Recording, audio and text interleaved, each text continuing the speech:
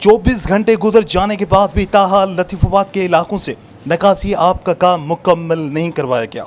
साथ साथ शहरियों के पास बिजली ना होने के सबब भी काफी मसाइल से दो चार हैं। शहरी घरों में महसूर होकर रह गए, लेकिन MNS MPS फकत अपने प्रोटोकॉल में आकर चक्कर लगाकर लोगों को इत्मीनान के ख्वाब दिखाकर गायब हो जाते हैं और बेचारी अवाम बेयारो मददगार अपनी मदद आपके तहत ही इस मुश्किल घड़ी में खुद को बचाने में मसरूफ है।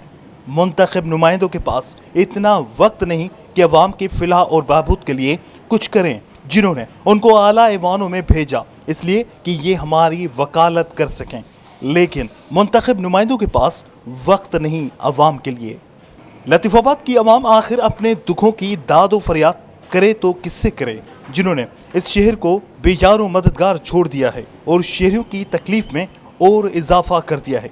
ज़िला इंतज़ामिया और सूबाई हुकूमत को चाहिए कि तरजीह की बुनियाद पर अहलिया ने लतीफाबाद की दाद फरियाद सुनी जाए और वहाँ से निकासी आब के अमल को जल्द अज जल्द मुकम्मल करवाया जाए ताकि शहरी मामूल की ज़िंदगी की तरफ आ सके।